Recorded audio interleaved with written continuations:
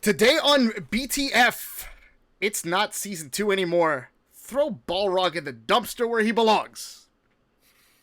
Or not. Also,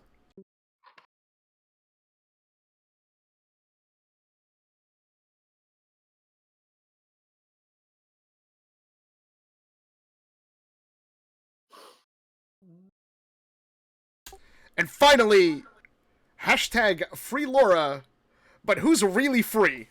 Laura or Team Inferno's game plan? Welcome back to Beyond the Fist, the Street Fighter League livecast talk show presented by Toga TV. I'm your host, togashiazrael, and this is episode 8. Week 8, match day 7. Let's welcome the panel. First up, Vancouver Street Battle Claw Specialist, President of the Brian F. Fan Club, and budding Ryu main maybe. Say hi to Geki. What's up, man? Not bad. Just feeling kind of cute today. So yeah. You're looking pretty cute. Thank you. Introducing second, number 2, second. And not just because he's a Grandmaster Fong, Vancouver Street Battles living reverse sweep. This is Mortsy. What's up, man? How's it going? He's good. Yeah, it's I'm pretty good. so right. And we'll get to that. There is plenty of I told you so coming your way from Mortsy. And finally, swallow your water before he goes Steve Harvey on you. Say hi to Guile Specialist and BTF's Funny Freedom Man, SplicedHelix. What's up, man? Hello. Hello. All video footage from today's livecast is used with permission from Capcom. Follow the Street Fighter League and the Capcom Pro Tour on Twitch at twitch.tv/CapcomFighters, on YouTube at youtube.com/CapcomFighters, and on Facebook Live, facebook.com/CapcomFighters. Gentlemen, let's check buttons and land our first hit. The Battle of the Basement had more on the line than meets the eye. Team Psycho taking on Team Spirit, with both teams having slim chances at a top 2 spot. The win in this set might be the momentum needed to get a win streak and try and get there. Let's take a look at matchup number 1.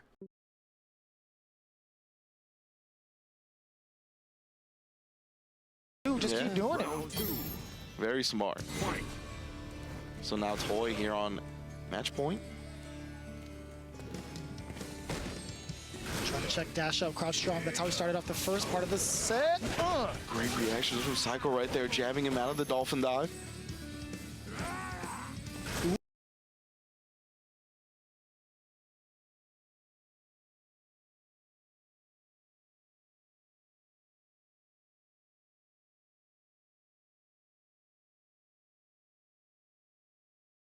Toy doesn't have a bar yet. Great anti-air with the crouch fierce.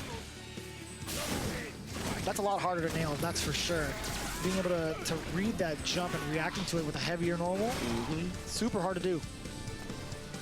Not bad for a secondary, right? Yeah, and Toy maintaining that screen position advantage, right? He used that V reversal. Oh, the stabbing you punch and then the...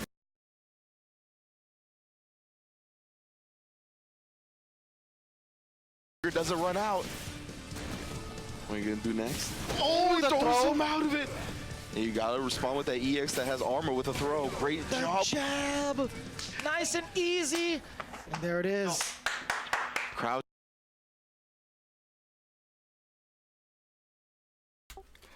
All right.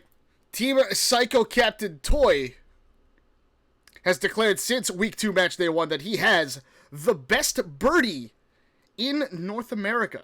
Here on BTF, we have joked for weeks that Toy has successfully completed the trials, with their only win coming in Week 2 match day 1 against Team Storm, carried by the momentum of Just a Kid.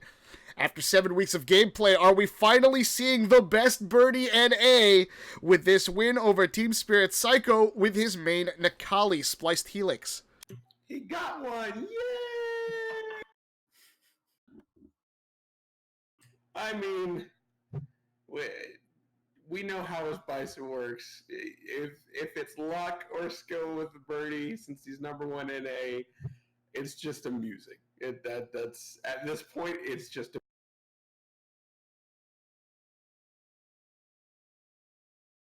All right, Geki, how did you feel about Toy and Best Birdie NA? Did he show up? Are we going to be seeing even more great things from Toy moving forward?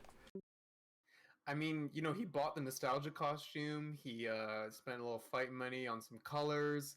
He's at like level 40 now, I think, with the character, you know, so he's got some experience points from the rank matches and whatnot. And like you said, the trials are all complete, so there's nothing left to do except just be the best. Psycho did miss a few opportunities to get more pressure or close it out, but he was looking pretty good in most of the match, so I don't really think he could have done any better against the best birdie in NA. So good on Toy. Mortsy, was this more about Toy finally getting his licks in and after 6 weeks of absolute brutal punishment, finally getting the win? Or was this more about Psycho just kind of not really being there? I think it's maybe a combination of the two. Honestly, I was really surprised, to be honest. What I'm not surprised at, watching, there's a good example in that clip where, despite the fact, obviously, that Toy is playing a character that he's unfamiliar with, spacing, character with slow walk speed is still superb. You saw when it was Psycho did a dash up, and Toy was at like a perfect spacing to be just out of range of basically everything. And then I believe he got like a crush counter heavy out of it. But it was still like, you can see the Toy coming through. It's kind of like he's starting to be able to express himself through the character now that finally it seems like he's way more comfortable now. And I think it's probably only better as we go out. Obviously, getting playing. He got one. Yay! Yeah, and it's nice. It is kind of refreshing to see that he can finally get one. He's been bodied the entire tournament. We haven't seen him do too much other than improve week after week after week, and finally locking down the win. Granted, on paper, probably against Team Spirit's lowest skilled player, but a win's a win. Next up, let's talk about friend of the show, El Chakotay.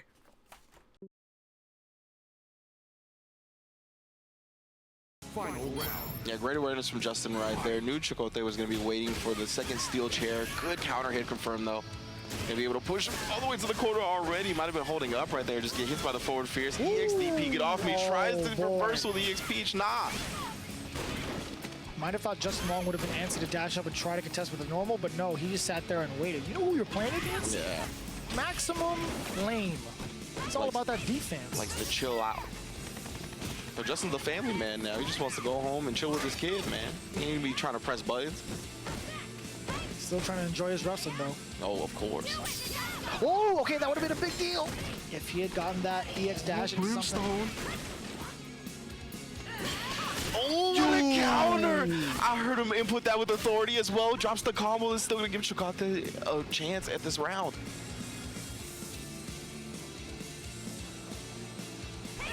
Oh, the roundhouse he gets in and he confirms it a CA. That is going to be the game for El Chakotay. Boom! That's what I'm talking about.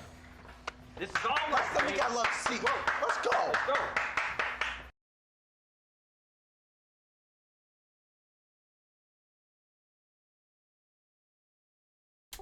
All right, there we saw El Chakotay.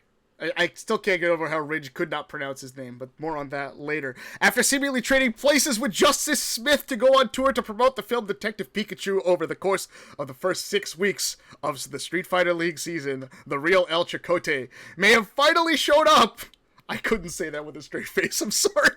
At least for this one match. Aside from against Broly Legs, Chakotay hasn't shown much in terms of what the best online player in North America and what the best American Mika can do to this point in the season. How big was this win for Chakotay's confidence, and will we be seeing more from him in the remaining 3 weeks, Geki?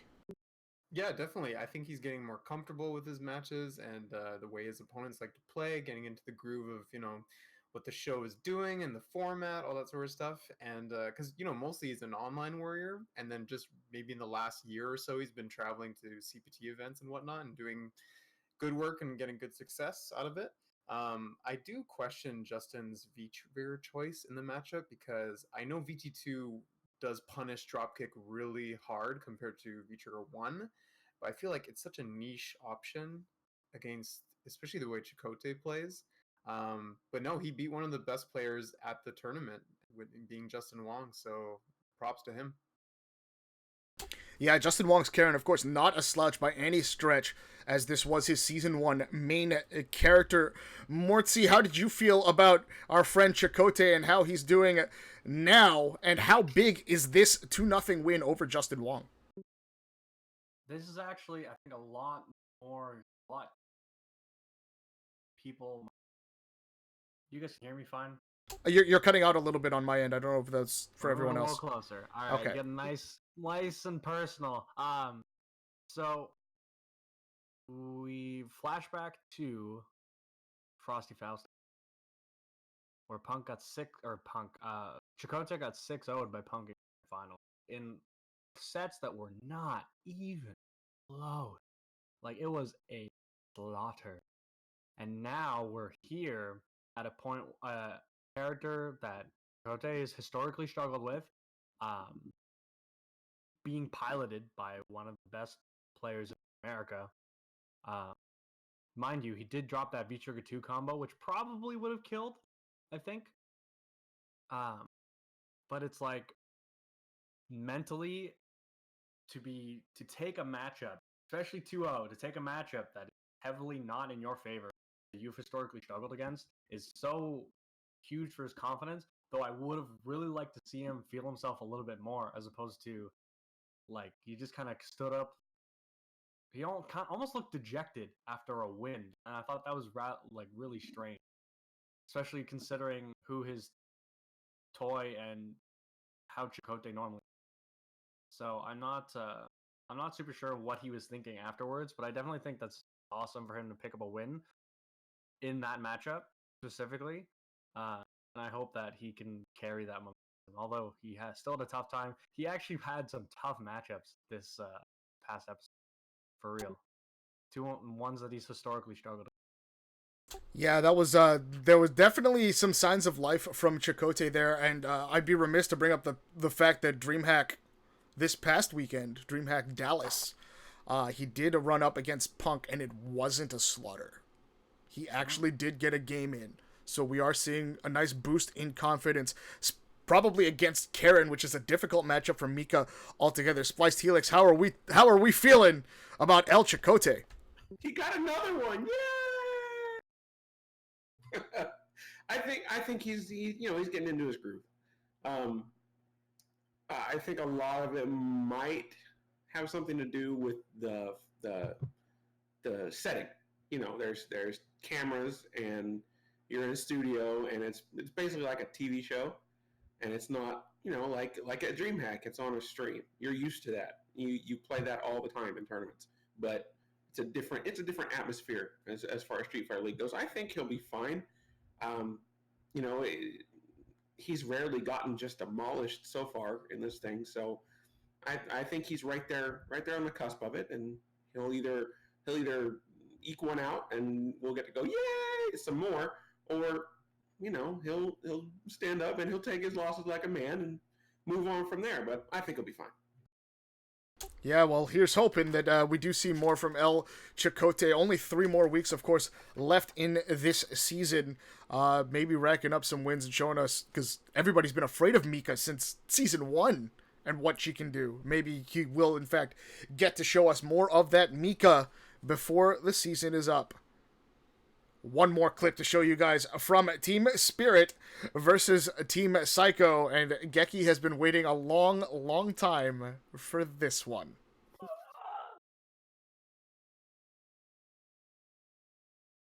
Did that, went for the back throw, and Brian F tried to veer reversal. So maybe that's why Brian F this time pressed the button instead of waiting for Just a Kid's response. He was just going to go off that read. Yeah, great. You just went for Brian F right there in the EX. That was the most meat I've seen on a Tuesday. Balrog in the corner, still a golden life bar on the side of Brian F as well, trying to send a message as he goes into the next competitor. Oh, Nova gets caught reaching. Just the kid's got a lot of teaching to do though if he wants to bring this round back. The defense is impenetrable. Hold on a bar if he's able to land something. Ooh, are you kidding me? It's That like was that. that was the most disrespectful thing I've seen. It's got like that.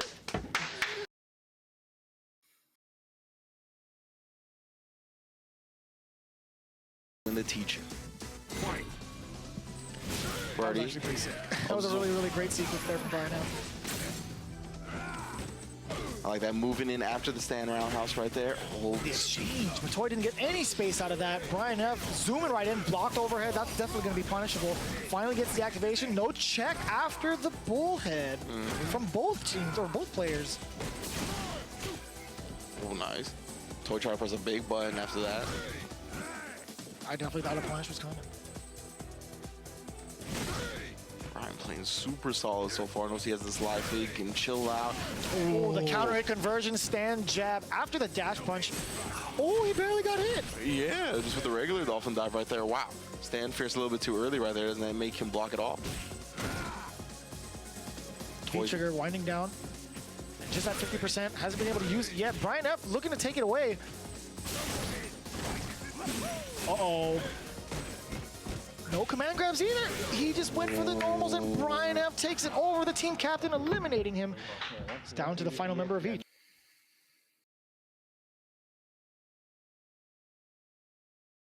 That was pretty good. That was pretty good, Brian F. You see all these red buttons in front of him?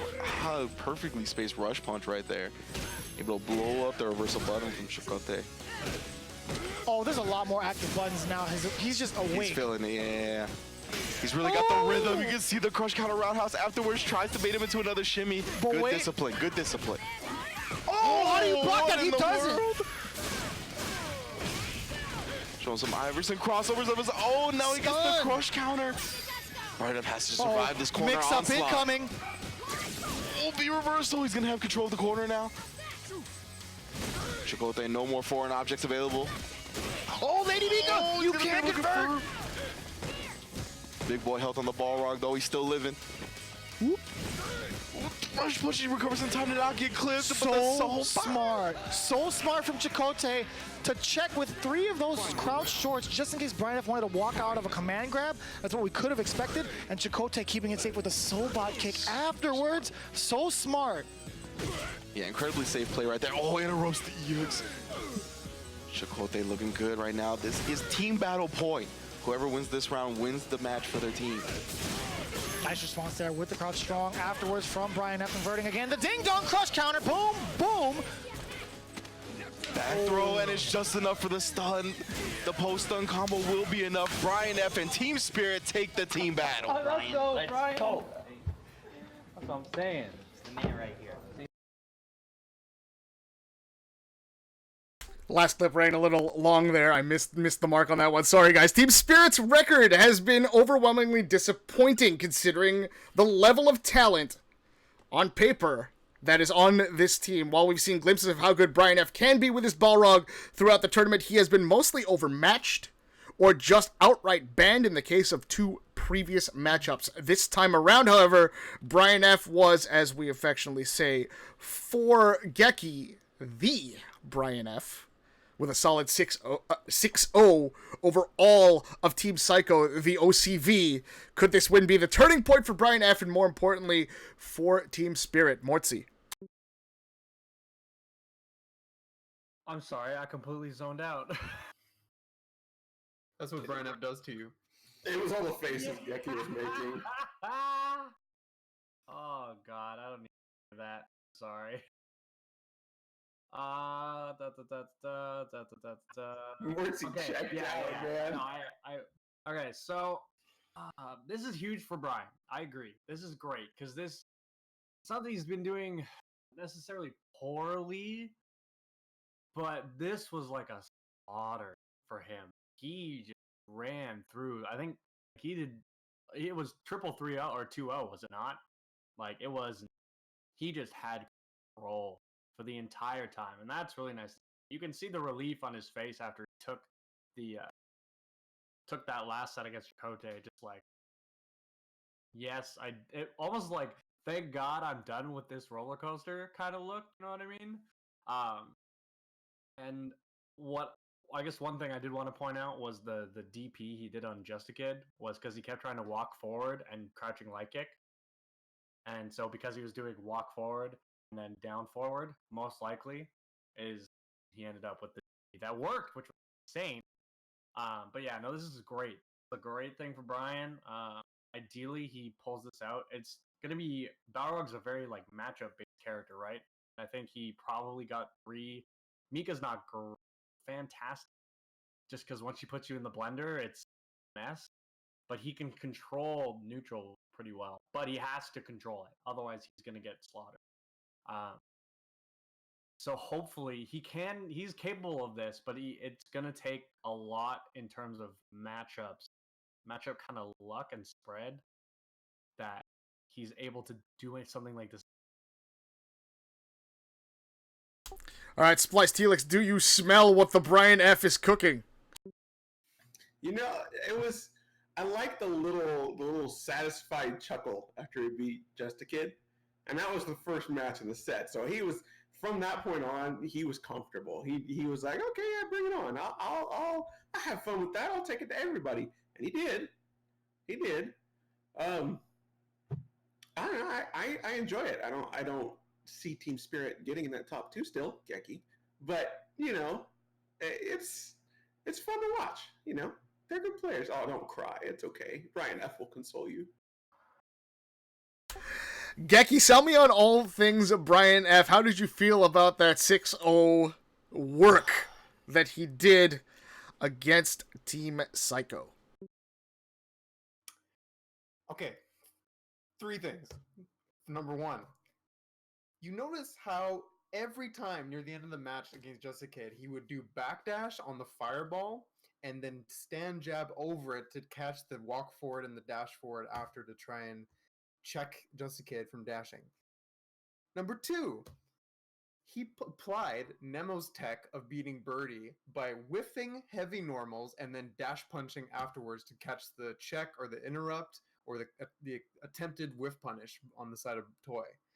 Number 3, he's one of the only players in this whole goddamn league that actually checks Mika's stand medium punch with a down medium punch and then confirms it into dash punch.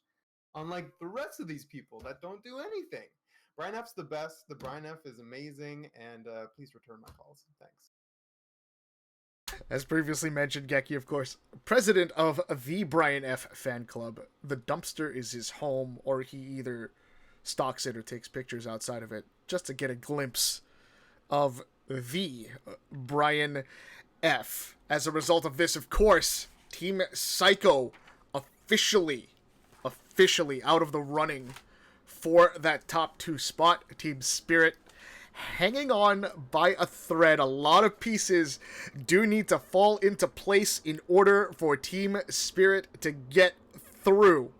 Fortunately for them this week, a lot of weird shit happened. A lot. And that's the end of our first round. Let's go into the 50-50s. Matchup number 2 between Team Gale and Team Frost. Me personally, I have been looking forward to playing this first clip for you guys for a while since I finished the script yesterday. Take a look. That if he's able to get close, because really in that last game he wasn't able to get close. Right there you see the V-scope under the fireball. NuckleDude just immediately checks it. It was kind of hard too. You saw that last instance, the strings that Dual Kevin was doing. He was walking up, stand strong. NuckleDude wasn't flinching whatsoever. And then there was only one significant tech he had that NuckleDude did in the corner. He had a solid read, right? It's just so difficult to open up the caliber player of NuckleDude to fall for these frame traps or these throws. Yeah, right now NuckleDude full golden life bar at this point. Has to deal with the plus frames off the EX fireball as well. Dash back, dash in, perfect KO. Yeah, this man Dual Kevin just can't find an answer. He had a great first game, and it really sounded like the advice from his team and himself were solid, but I mean, Knuckle Dude's a champion. Speaking of advice, again, Rob TV did tell Knuckle Dew to kind of abuse the dashes a little bit more because Dual Kevin hasn't checked it just yet. You saw Knuckle Dew really closing the gap with these dashes, getting these surprise attacks in, and then a moment's notice turning it right off and going back to that poking game, using the projectiles. Nice anti-air there with the mixer. Got to make this knockdown count, though. And again, Knuckle Dew not biting. Great anti-air once more. Oh, but then he takes the throw as soon as Dual Kevin goes for one. Counter hit combo. No punish.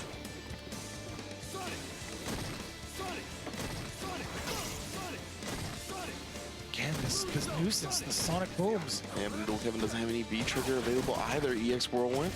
Get some plus frames. Try to take it to his corner, but great recognition from Knuckle Dew right there, though. Press the button, then move his hurt box a little bit, knew that Dual Kevin's button was going to whiff, confirms it into the critical art, takes the first game.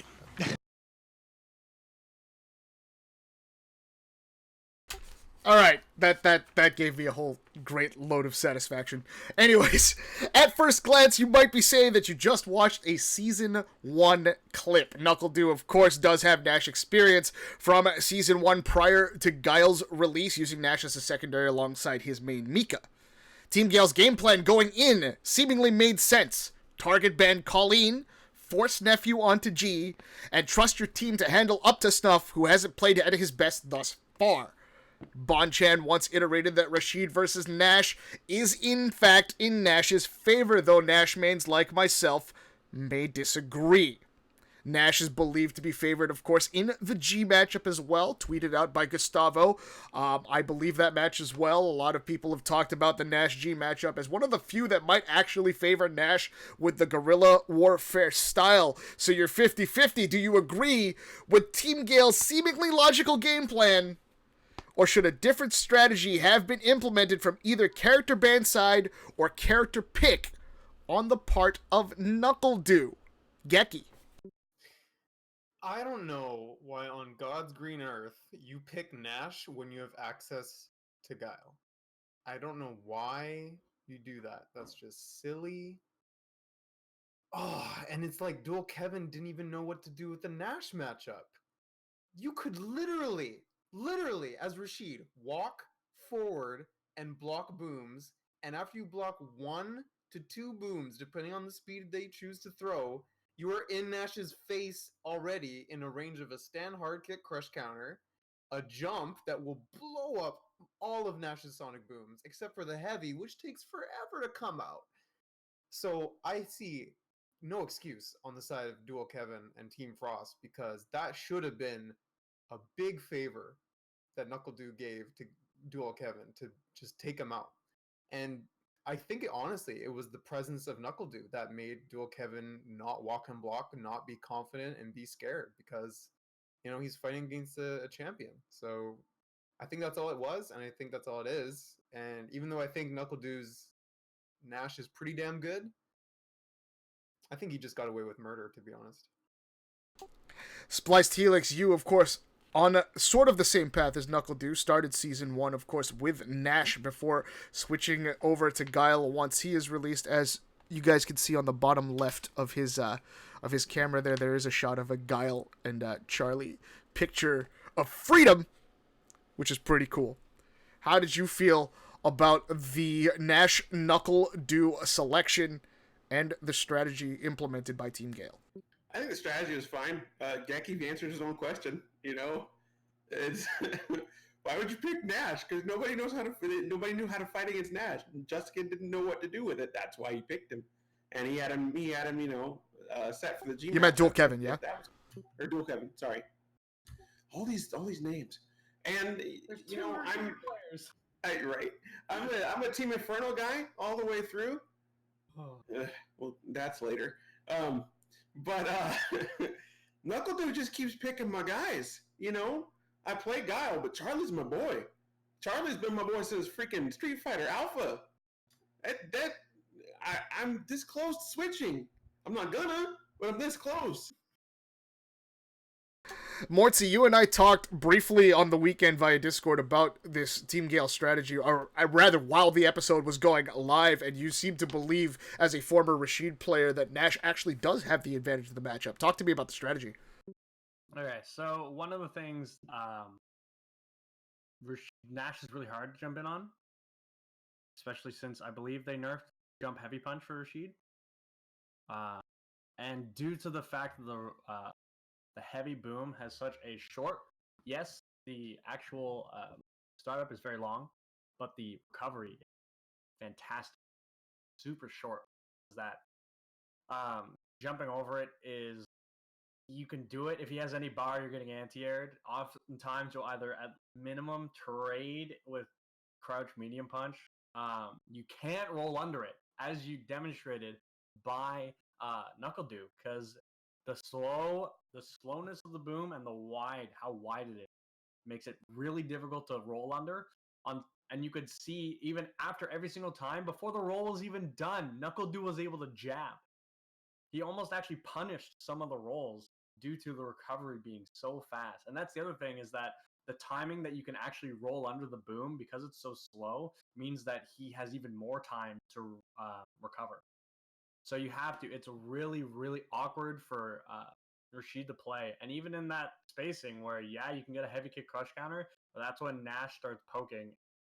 Rashid has crouch fierce, but it's still like not fantastic if he's still throwing booms. You have to either commit to a jump that is he has good anti-airs for, or try to, like, the normal entrance would be to roll under, or just jump at him and hope. Because we did see Rashid, once he actually got in, what does Nash do, right? That's just Nash as a character. But Fear Reversal gets him out, and he's out. He's done. And then you're back to the same game. So it is tough. And this is another point that makes Team Gale a strong team, is the fact that they're the only team that's really, outside of Inferno this week, they're the only team that has a flex as hard, can flex pick as hard as, like, they're the only team that can flex, where they can swap their character based on the matchups that they see, which is why the only reason I can think of NuckleDo picking the Nash, because it beats Rashid, it beats G, or the popular opinion is that it beats G, and he didn't want to play Guile because he didn't want to play the Guile G match, which is supposedly tough. I'm not saying it definitively. I am. I'm definitely saying it definitively. Okay, thank you. Yeah, so it makes sense, and the issue is that their plan falls apart because Up to Snuff, they had to play Up to Snuff before he had to play Nephew. So, and while he was still able to pick up a game against Up to Snuff, he wasn't able to execute it perfectly. It helps a lot if your teammates don't both lose their game. So, but yeah, I think the strategy was there. It just didn't work out this time, because it worked out before against who was the team that they banned and got? Oh, it wasn't Inferno. When they banned the call, or it was the Colleen. No, it was the Karen they banned, so that Punk would pick Colleen and then get screwed either way by either Guile. So, and they're the only team that's doing this, except for Inferno now, which we'll get to. But I like the pick strictly because they're trying to be strategic about this, and that's really nice. And because obviously I'm fanboying. Merca. I just thought it was really interesting because we did talk about depth of strategy, and it's funny, on draft day I was mentioning that NuckleDo seems super nonchalant about picking Shine, despite him losing the quote unquote the tryout match, and it turns out that there is a huge depth of strategy that NuckleDo is employing. And it seems like Team Gale, as Mortsy was saying, is the only one that's really showing this hand in terms of the depth of their strategy. Going into the final 3 weeks, we will have to see if other teams start really, really picking strategy points. Because, of course, the only thing they can't control is the player order. And because those are picked blind, if you get lucky, you're always better lucky than good. Speaking of lucky, at least in my opinion, we'll see what these guys have to say. Let's talk about Up to Snuff.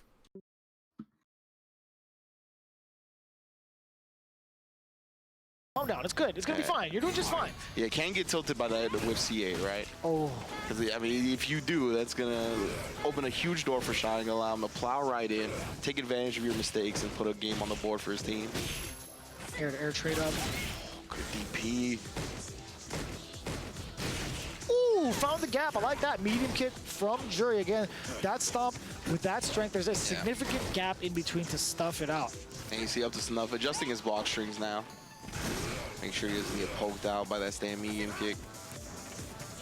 Uppercut, EX to make it even safer to use. With that invincibility, nice anti-air, keeping Jury contained in this corner. But the trigger might come out soon after a block. Best believe it. Oh, trying to get the back throw on to put him towards the corner. Not going to happen. He baits out the EX pinwheel, finally finds one. Look at the damage. Oh, EX back to uppercut back. again.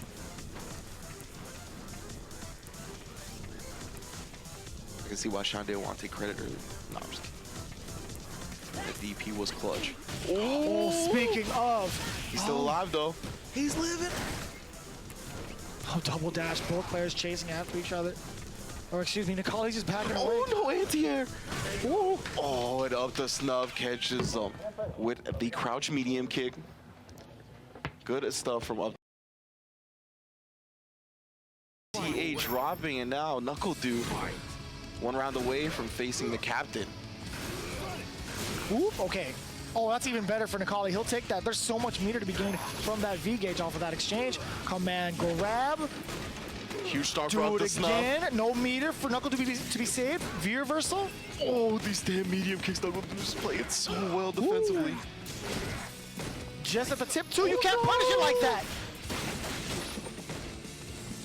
Again, yeah. Oh, I understand why. It was a good idea. Knuckle Dude sniffed it out, jumped out of harm's way. He hit the jump back, though, and the double jump back. Couldn't get any punish on that. German suplex. Oh, what an anti-air with the knee. Again, Mizuka again. Oh, and he got the counter hit on the ground as well. Double crouch fierce. Tough spot to be in if you're Knuckle Dude, but he's willing to play this game out a little bit. Oh, and that's gonna be it. Up to snuff, converts, and the Iceman takes out the team captain of Gale. Oh, up the snuff, you can see him.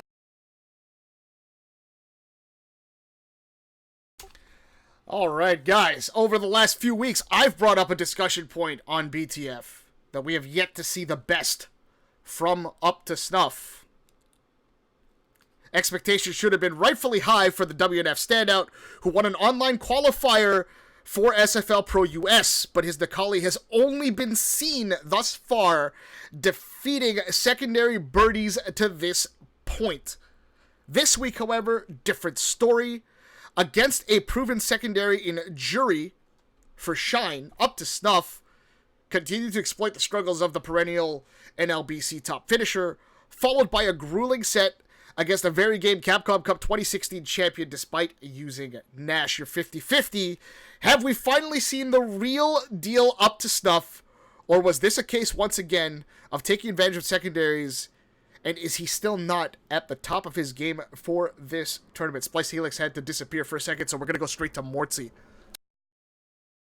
I honestly, I didn't even think about it for, like, he only played against, oh,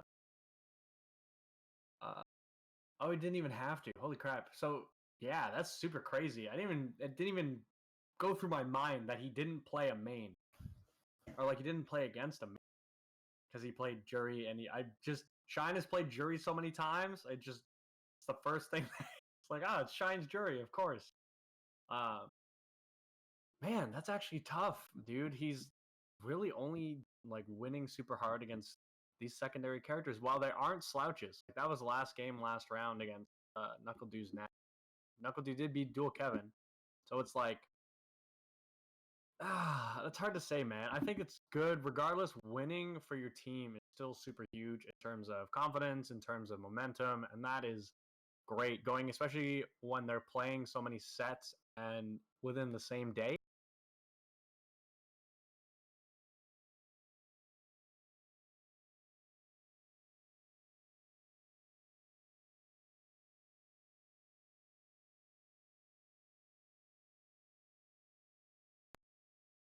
So it's good. It's awesome. I think that Up to Snuff is better than his record will show. At least he's beating all the second birdies. So that's fine. Like, he's still winning when it seems to be counting. He's not, the people that he's losing to are fine losses to be losing. He's not giving up any games against weaker secondary. So yeah, I think he's doing fine. All right, we might have had technical issues with the audio there. I think Mortsy's, or at least in my headset, Mortsy did cut out. Hopefully we got most of the gist of the answer. I also hope. Yeah, we heard most of it, I think. You guys heard most of it? Okay, just making sure. Things happen on a live broadcast. Sorry, guys. SplicedHelix making his way back to the discussion panel. And SplicedHelix, let's talk real quick. I don't know if you got a chance to see the clip. We were talking about Up to Snuff and how he has yet to beat a main character for any player that he's played against. The 50-50 was, have we seen the real deal with these straight 2 wins against NuckleDu and Shine in proven secondaries with the Jury and Nash? Or is he still not at the top of his game and is better lucky than good? Well, I don't think we can judge until we see him fight mains, you know. He didn't have to worry about Rob TV because Nephew took out Rob TV, and that right there will take pressure off of Up to Snuff. So he was comfortable. He played his game. He did what he needed to do. I wouldn't be able to tell you until he starts fighting people's mains. So far, Up to Snuff hasn't been able to really challenge anybody's main character. We saw him, well, his main was banned against Punk, of course, but we really haven't seen much from his Nikali in terms of taking on other main characters thus far. Geki, talk to me about Up to Snuff. So I got the pleasure last year at EVO of playing Up to Snuff unknowingly until 3 first to threes later, where he introduced himself. I'm like, oh, you're this guy. Yeah, he's super solid. I think he hasn't been able to kind of get into his zone, and he hasn't been given the opportunity to fully shine. I think he kind of had like the El Chicote syndrome, sort of, where he didn't really get any big success in any shape or form, really. Mind you, he's the only one out of the underlooked players that have been character banned, coming from Punk and a few other teams. But that's no excuse for, lacking in beating certain people's secondaries. I think he's fully capable, but like I said before, or a few episodes ago, is that he's very focused and he's extremely good once he learns a player's habits and tendencies. That's why he places so well at Wednesday night fights. So I think just the longer we see him play in this format, the better he'll get. So I see nothing but stars in his future. All right, well, let's see if he can actually start to go through without being seemingly lucky. In my opinion, NuckleDu missed that crouch strong anti-air, was quite lucky on the part of Up to Snuff, because that was pretty close to just ending it. And we will have to see if Up to Snuff can pull his weight for Team Frost. Of course, Team Frost did end up taking that one over Team Gale, re-entering the logjam, this time in third. All right, final round for you guys. If you thought the previous one was weird with NuckleDu picking Nash, Punk told everybody to hold his beer. Final round time. Put those Jackie Chan meme faces on. I actually want to see you guys' Jackie Chan meme face. Go ahead.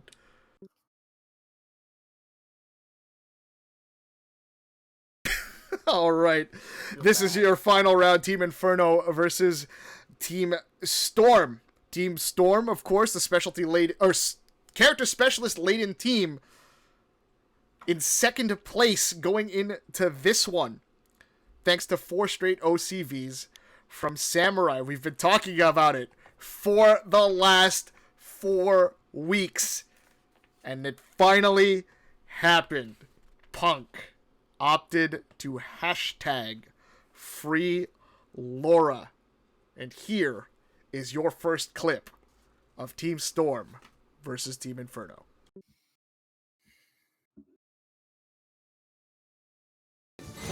for Team Inferno's Punk. Nice jump back jab. We've seen him do that a lot when it comes to air-to-air options.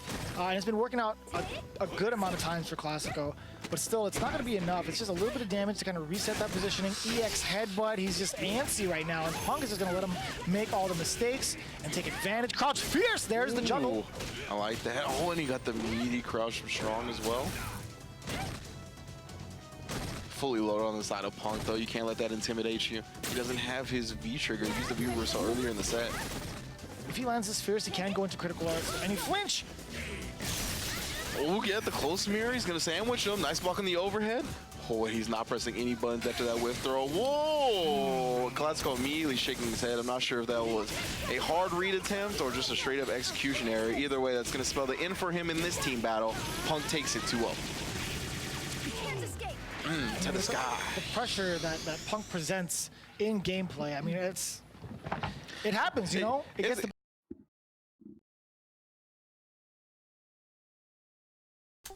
All right. So in a rather interesting turn of events, Punk not only positioned himself to play second in the team order for this matchup versus Storm, but also chose to use his teammate's primary character, taking Chun-Li away from Broly Legs. In the post-match interview, Punk stated that his Chun-Li had the best chance against IDOM's Laura, and banning Akuma was also part of that game plan. Do you agree with the strategy put forward by Team Inferno, or did taking Chun-Li away from Broly Legs really put Inferno at a disadvantage, especially after JB had already previously lost to IDOM in the first game? Save the I told you so's for later, Mortsy. That's the second topic. Talk about Punk and Chun-Li first. This is, before I even heard the clip of what he said afterwards, I already knew that was the strategy. Punk is the only person on this team who reasonably has a chance of beating IDOM on his Laura. And on top of that, I mean, JB was already out. So that was the smartest thing to do, was to send JB first, so that basically get Punk fighting after JB or after IDOM, so that Punk can counterpick whatever character he wants. It worked out in such a way, if Chun-Li is the character that he thinks can beat Laura, you don't give it to Broly Legs, you give it to Punk. You give it to the best player in the world. You don't give it to, not the best player in the world, basically. And especially because I genuinely think Punk's Chun-Li is probably better than Broly's, frankly. Yeah, 100%. Outside of that medium punch that we saw there, 100%. I don't know. I stake things on it. I don't know what I'd stake on. But yeah, I think I like the strategy. If that is what your team believes is going to give you the best chance of beating IDOM, then you do it. Because this is the situation.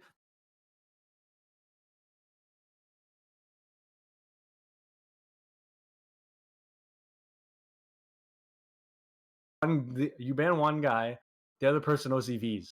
All right, we're giving up. What do you do? So, yeah, this is all according to plan, man. This is great. All right, so that was Mortsy's take on Punk and Chun-Li. Geki, pick up where Mortsy left off. So we saw Punk's Chun-Li a couple times throughout the last year and a half or so, just sprinkled in. We first saw it when he was kind of in a character crisis, when Karen got nerfed and he was kind of unsure where to go because he felt it was a really big deal that Karen got nerfed. Obviously not that big of a deal because now look at him, right? But I will say he did showcase it pretty strongly against Rob TV in a money match months and months and months ago when Rob TV called him out, basically. I can't imagine the pressure that Classico must have had facing against Chun-Li, which I think is a bad matchup for Urine, but also the way Punk plays. It's so, because you don't fight just, and we talked about this before, you don't fight just Punk. You fight his history, you fight his ego, and you fight the character he picks. So it's a bad matchup no matter where you go. Unless you've tangled with him in tournament, in top 8, you're not ready for that experience, and it showed with how Classico kind of fell apart. So I kind of feel bad in that situation, but you know, that's fighting games for you. At the same time, I don't think his Chun-Li is better than Broly Legs. I just think he's a better player. Because if you look at the way Punk plays Chun-Li, he plays it very simple and not very fancy. He misses a lot of combos that are actually possible, but he just doesn't know because he's not a Chun-Li player. But he's good enough in neutral and with the game that he knows what to do and what to use effectively. So I think that's the difference between him and Broly Legs. All right, SplicedHelix, Team Inferno, your team of...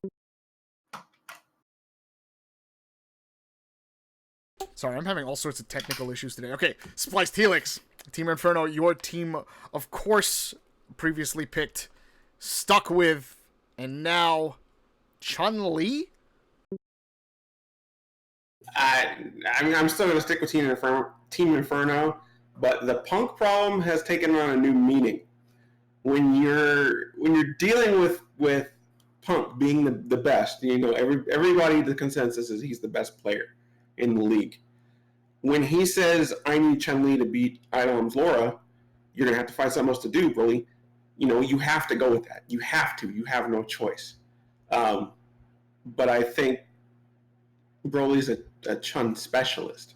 So if that's your only option, I understand why you made that choice, but in seeing the outcome, it may not have been the best thing.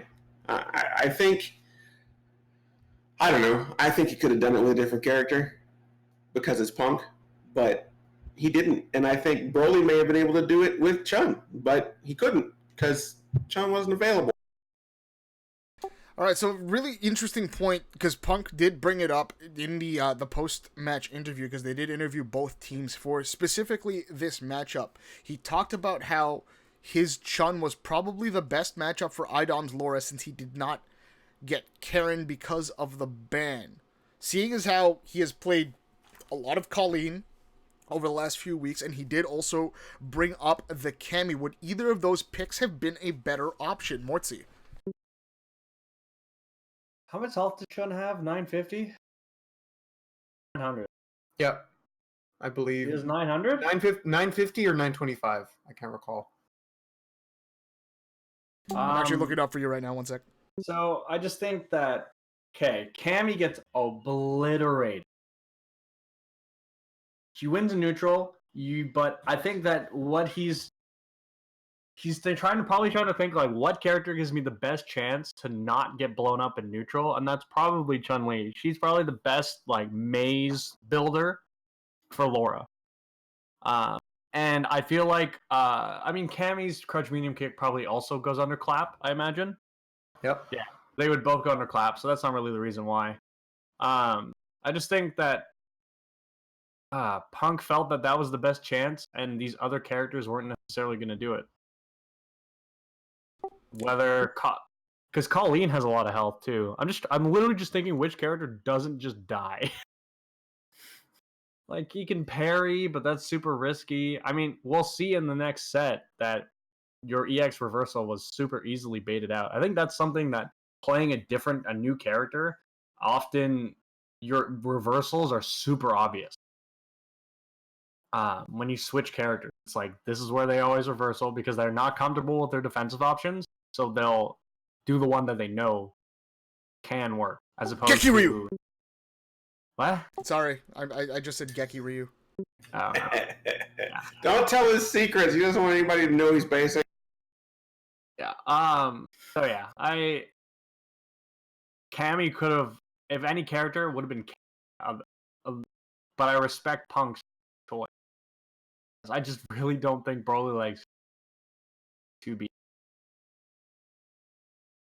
All right, Geki, what do you think that that Punk should have gone with another character, given his arsenal of characters that he could have chosen to potentially even just counterpick Laura?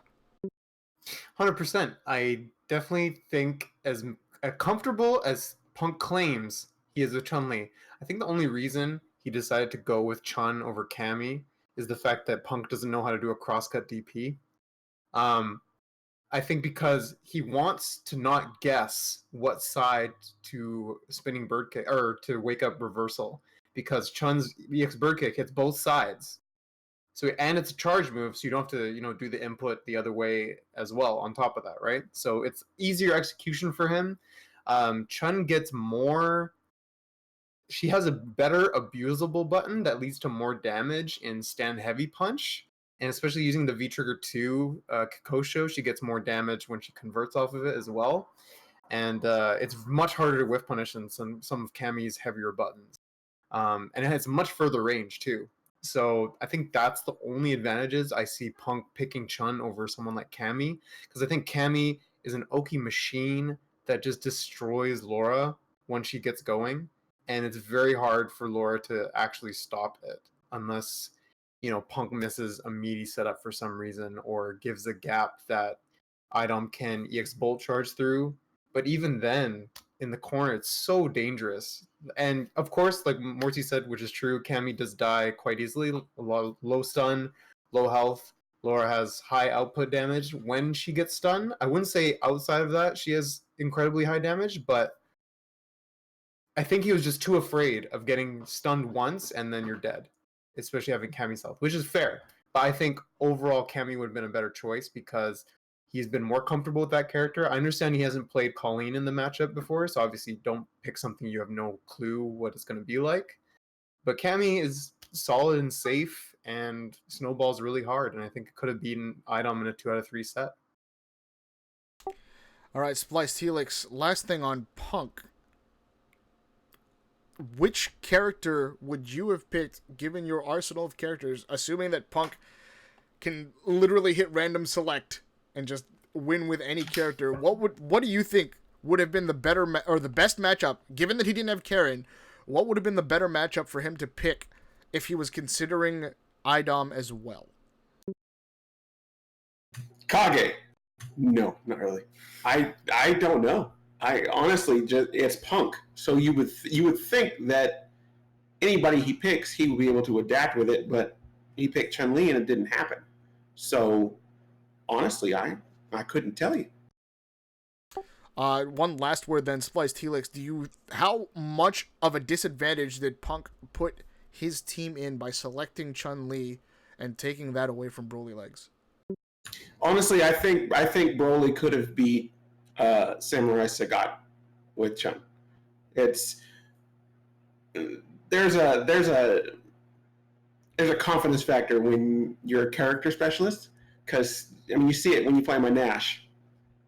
It's not anywhere near as solid as my mediocre Guile, but when I'm playing Guile, I know what to do in order to counter certain things. I know where to put my setups. I know exactly, the spacing I need for certain things, and I don't know if he had that with Bison. All right, fair enough. So we're going to gloss over the Samurai and Broly Legs matchup because not really much to talk about in terms of both guys using characters that they just didn't really have in their arsenal, and you could really, really tell. Not true. I think Samurai Sagat's dope. Okay, well, we could talk about Can I that. say one thing, though? Sure. Can I say one thing about Sure. it? No. That is one of the most entertaining matches I've ever seen spent from the entirety of the corner. Samurai was in the corner for the entire round, and he won. That is unheard of in Street Fighter V. No, that's a That fair matchup assessment. is garbage. Yeah. For Sagat. That matchup is horrible. So it makes sense, but yeah. Yeah, but Broly Legs, of course, not really proven with that Bison. Moving on then to the pièce de résistance, and I know Mortsy is super excited to talk about hashtag Free Laura. Let's take our first look, at Idom. Now, we're watching it multiple times, baby. Let's go. He does have 1 bar there. Idom almost sitting at 3 bars. You expect any opener is going to be an explosive one for Idom. Oh, we have regular throw. I like that adjustment from Item, not committing to the command throw at this point. Sees JB likes to hold up back. Less of a risk if he just goes with the regular throw. Nice block there from Idom. JB shifting sides over. Nice anti-air, always ready. Didn't get the gap this time. He went for forward fierce. Yeah. Didn't get the stuff out the shot. Oh, then the empty low. It's when the whirlwind pressure uses the V reversal. Ugh. Locking him down. JB finally making the adjustments necessary. Uh-oh. JB stays holding the up back after getting checked on the restand. Oh, again, checking him with the jabs. Goes back under this time. Just medium, goes with the overhead. Still plus frames. V reversal gets tagged by the same medium kick. We are out of there. Oh, interrupts though. Still an incredibly close game. Opts not the V reversal, just goes for the counter hit. V reversal again as soon as he blocks a normal, but he gets the cross up and the game. Item 2-0 over JB. That's his first.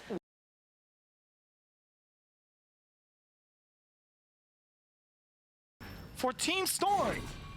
Oh, Pug. This goes to the EX legs after recognizing that hit. Incredible confirm.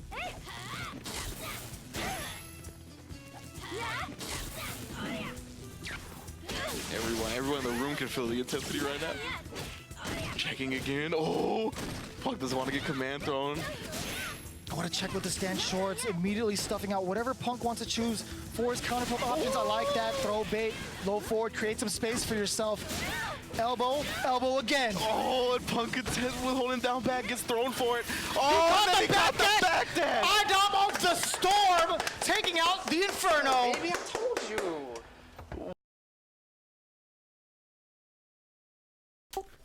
Ladies and gentlemen, Idom has entered the building. As previously mentioned, Samurai and Izukuma has run rampant over the last 4 weeks of Street Fighter League. After 6 weeks of being targeted for the ban, Idom finally was given the opportunity to play his Laura as Punk and Team Inferno showed up with a game plan to stop Samurai's momentum and beat Idom's Laura, only to have it fail in a more than spectacular fashion, as Idom took down Inferno's workhorse JB, and it wasn't actually close, and Team Captain Punk as well. Now that we have seen the shift in strategy against Team Storm, will we see any other team try and take down Idom's Laura, or was this just enough to stop Samurai's hot streak? Were the results indicative of how good Idom's Laura is, or how poor the game plan was for Team Inferno? We're going to start with Geki because I know that Mortsy has a lot to say. So I will say, I think it's a bit of both, because Idom is amazing, absolutely amazing. Mortsy obviously knows, but I think their Punk's and, well, Team Inferno's plan, even though mostly I think it was Punk's plan, had a lot of holes in it. There's a lot of gaps that I think could have been, tightened up, and because it's just really sad that I totally agree with freeing Laura, but I just can't get on board with the plan that they had. Intentionally nerfing one of your players just to give yourself a metaphorical advantage. I don't know. I just don't really believe it at all. Idom, and you notice like in the JB match, how good Idom is at conditioning your opponent by using stand heavy punch, which is punishable on block. But the reason why people don't press something is because he's fearful of the EX Thunderclap cancel, and then you'll get counter hit, you get juggled, air reset, all that sort of stuff. You get mixed. So what Idom does is he has 3 bars a meter, and he Stand throws heavy out. punch is -2. No, it's not. It's punishable. Yes, it is. Bro. Did they change it? No. Son of a... Okay, Bro. well, okay. It was punishable at one point. But anyway. So he throws it out with 3 bars a meter, and JB expecting a cancel, and he doesn't go for it till JB is afraid and he's activated V-trigger. So he's basically waiting for the whole time to scare the crap out of JB.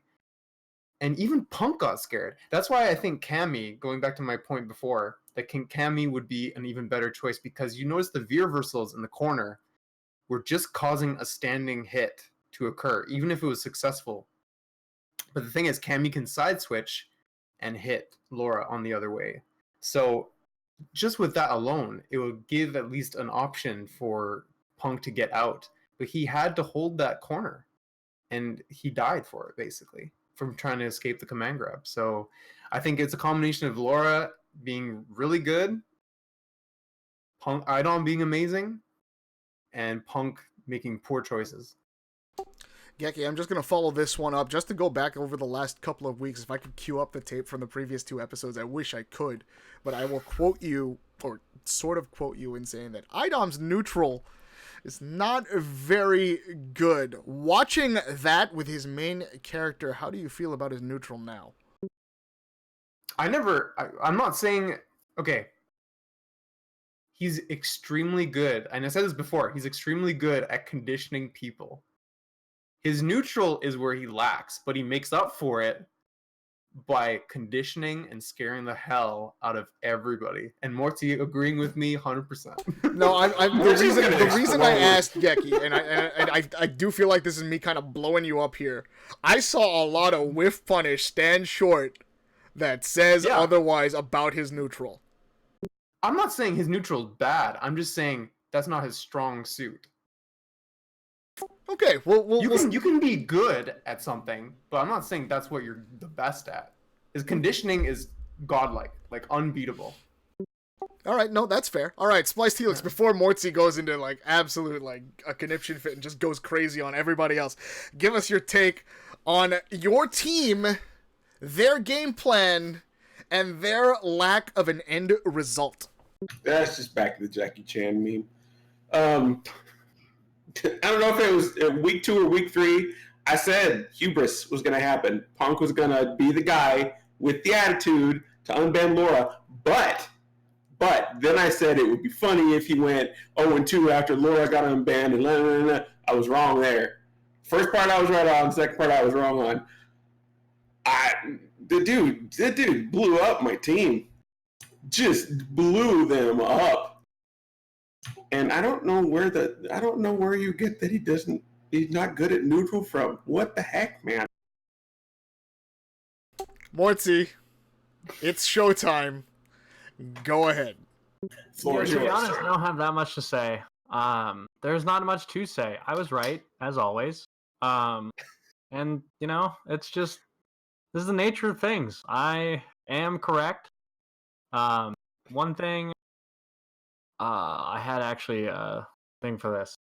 Darn it. If Team Gale wins, you're going to be impossible to live with. Yeah, I know. What did I want to say? It doesn't matter who either of Punk's teammates play, because regardless, Punk is the only person on their team who has any chance in hell of beating Idom Laura. So, you can take them out of the picture. They could play whoever they want.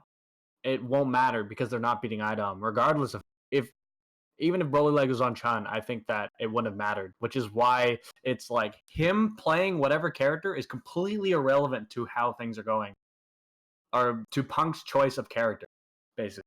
So, because he's the only one who's going to stand a chance against the Laura, and it didn't matter. That was spectacular. Punk even looked like he was playing scared. Whether that's due to his unfamiliarity with the character or his unfamiliarity with Laura, where Idom was charging clap in his face and he jumped back. Instead of hitting a button to trade or do anything. Mind you, I probably did the same thing when I played him, but that changes nothing. So it's like, oh, God, I feel good. But this is the last time we're going to see the Laura anyways. So, it was nice to see it real quick, but it's going to be back to Samurai playing around. Yeah, I think that's probably it, to be honest. Also, I like the fact that despite the fact that Samurai's character got banned, he still won his match.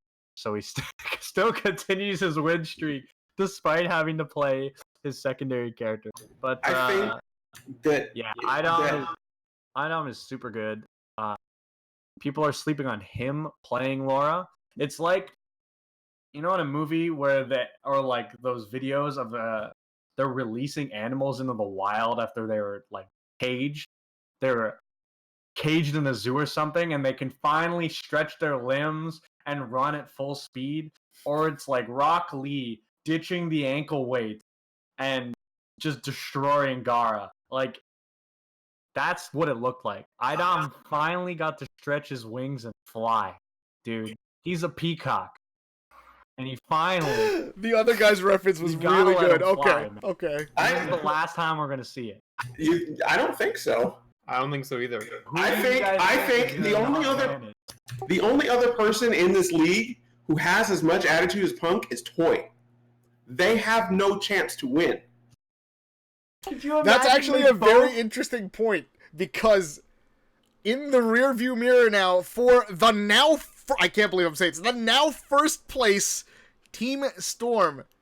Punk is now in the rearview mirror. Team Inferno out of the question. Nothing else to worry about. It's Gale, it's Frost, and it's Psycho left. Oh no, not even Psycho, because Psycho played Spirit last week, right? You mean Yes. Storm? Yeah, so Storm only has Gale, Frost, and Spirit left, I think. I'm just trying We to... are very prepared. Yeah, we were very prepared. I just want to make Okay. sure on the schedule, because I'm pretty sure, because if they repeated the previous week, yeah, it was Psycho versus Storm last week. So, because Samurai there goes the- got through and beat All right, Justin. well, there's that theory. Okay, so... Yep, so that's the it's- last time, boys. So that might actually be the last time. But of the remaining teams, so let's talk about this. Gale, Spirit, or Frost, who takes a chance on Laura, given that all three teams got blown up by Akuma? Let's start with Geki. I feel like I agree with Helix that Psycho is definitely the most likely to unleash the Laura. But it can't happen anymore. They played last week. Yeah, in they the second already round played. battle. So it's literally just Gale, Spirit, and... I And, think Gale. interesting. I think Gale would do it because I feel like their characters can really control Laura probably the best outside of Team Inferno. I think. Will they do it? Maybe. Should they do it? Yes. Do I still love the Brian F? Of course. Of course, Team Spirit does need literally every team they play against to lose, as well as teams ahead of them to lose moving forward, so they do need some help, oddly enough, from the last place Team Psycho as well. SplicedHelix, do you think we're going to see the Laura again with the remaining three teams? No, my only caveat was Toy doing it, but since he can't, I don't think it'll come out. The I other think teams everybody's- have some sense. Yeah, I think they're going for second place. I don't think they're going to take chances like that. Honestly, I think something's going to happen. I'm thinking it's going to be Gale that's going to beat Storm, and Inferno's not going to lose the rest of the way out. So I'm still going with Inferno number one, but I think Team Samurai, Team Free Laura is going to be either number two or very close to number two. It's either going to come down to matches played or they're going to be number two.